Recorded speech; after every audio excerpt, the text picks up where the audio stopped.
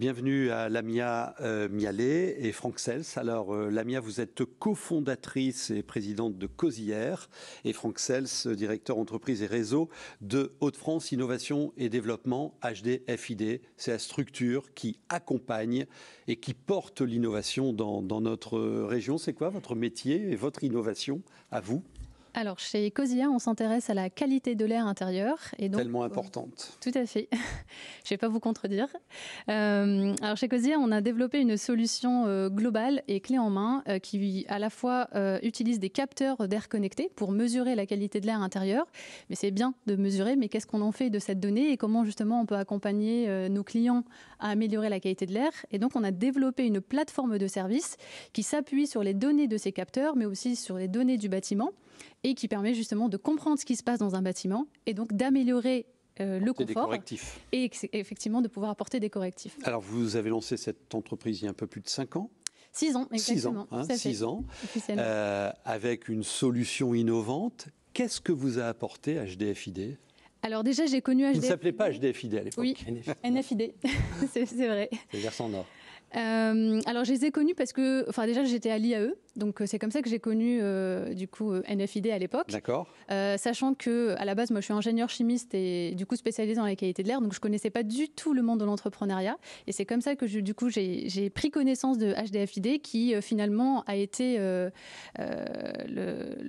précurseur de tout ce qu'on a pu construire avec Cosière, parce que grâce à HDFiD j'ai pu par exemple rencontrer les équipes de Créinov qui est un incubateur basé à Quatre-Cantons, dans la thématique et matériaux recyclage. Et donc, nous, on était complètement dans la thématique. Et donc, dès le départ, HDFiD nous a apporté le réseau, nous a apporté les financements pour justement nous aider à travailler sur nos prototypes. C'est ce qu'on veut vous expliquer là aujourd'hui. L'innovation, ça s'accompagne. Faites-vous accompagner et on a les structures dans notre région. Alors, est-ce que l'innovation dans les Hauts-de-France se porte bien, Franck Sels ? Alors, on peut toujours faire mieux, mais effectivement, nous, on a à peu près un peu plus de 500 entreprises qu'on accompagne, qui viennent nous voir chaque année. Il y en a à peu près 250 qui repartent avec un dispositif ou un accompagnement. Parce que l'accompagnement, il est multiple. Ça peut être de l'information, de l'orientation, de l'accompagnement à proprement parler, ou parfois la réalisation d'un dispositif financier pour ces entreprises-là. Alors, un grand territoire comme le nôtre a des feuilles de route. Nous, on a le schéma de développement économique, d'innovation et d'internationalisation. C'est la feuille de route du développement économique. Vous vous inscrivez complètement là-dedans.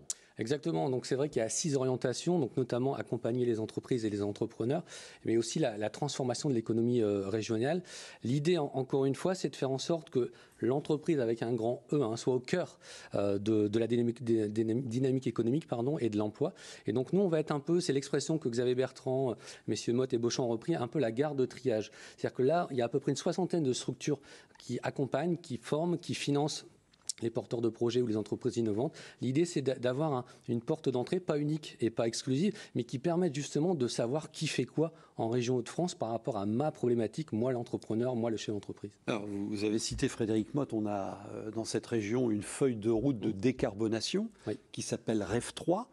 Est-ce que vous vous inscrivez dans cette feuille de route ? Autrement dit, est-ce que vous privilégiez les projets innovant en matière d'économie durable? Oui, très clairement. C'est accompagner les transitions de demain, c'est énergétique, écologique, sociétale, réindustrialiser et décarboner et structurer les filières. Très clairement, les dispositifs que l'on gère pour la région vont intégrer des critères, des référentiels liés à... Alors, on a le fonds régional d'incubation, par exemple, pour les porteurs de projets. On parlait tout à l'heure de parcs d'innovation.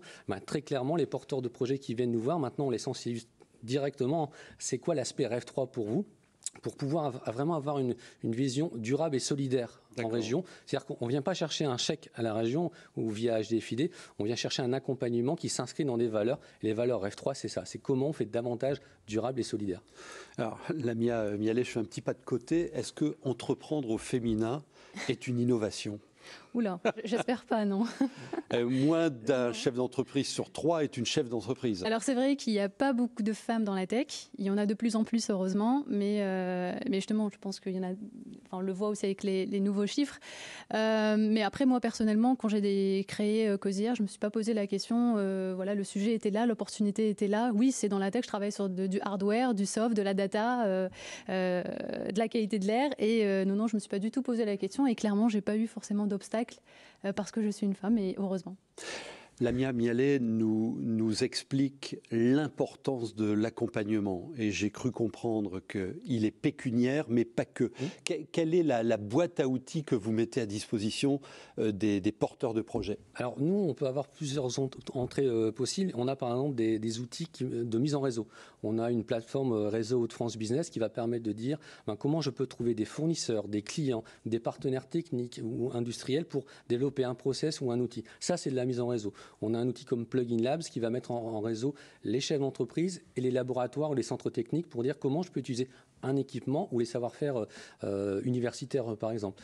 Et l'accompagnement, ça peut être aussi par rapport à un métier. Nous, on a des référents chez nous qui sont chargés de projets généralistes, mais aussi qui ont parfois des connotations développement durable, ingénierie financière, numérique. Donc, c'est une alliance entre l'expertise grise, la matière grise, et effectivement, derrière, la mise en réseau.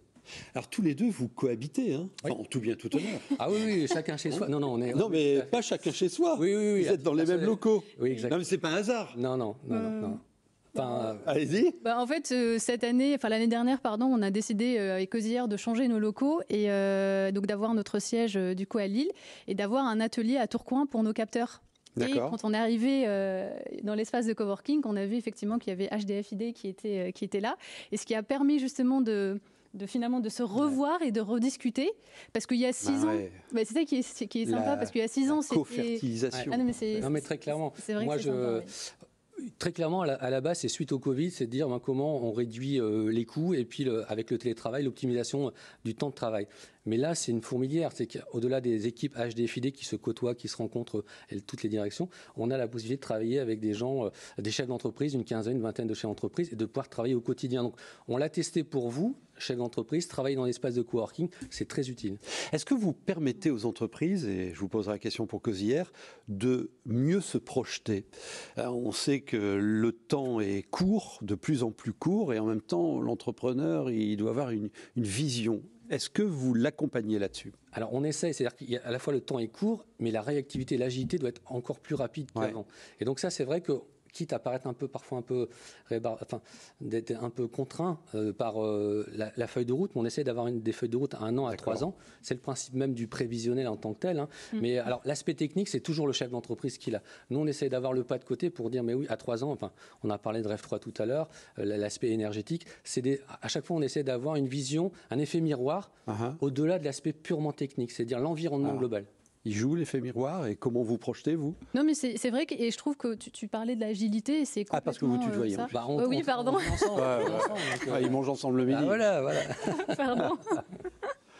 Non, mais c'est vrai que au niveau de l'agilité, c'est hyper intéressant, et le fait de discuter, en plus de partager les mêmes locaux, permet aussi de savoir un petit peu ce que fait HDFiD, ce que fait nous chez Cosière, et ça permet justement de pouvoir répondre à un besoin en particulier. Je reviens sur il y a 3 ans, je crois, on décidait d'arriver sur les ERP, donc les établissements recevant du public. En tant que jeune entreprise, c'est assez compliqué de pouvoir se faire connaître avec au niveau des collectivités, et HDFiD avait mis un programme qui s'appelait Adopte une start-up pour justement mettre en relation. D'accord. Et ça, c'est hyper intéressant. C'est très concret. Là, c'est un exemple concret. HDFiD, c'est le réseau Hauts-de-France Innovation et Développement. Allez frapper à leur porte. Il y a l'adresse qui s'affiche à l'écran. Pour tout projet d'innovation, faites-vous accompagner. J'espère que vous l'aurez compris. Une actualité un peu moins drôle. Ça s'est passé à Caudry la semaine dernière, où le groupe Nestlé a annoncé la fermeture de l'usine Buitoni avec 180 emplois à la clé. Le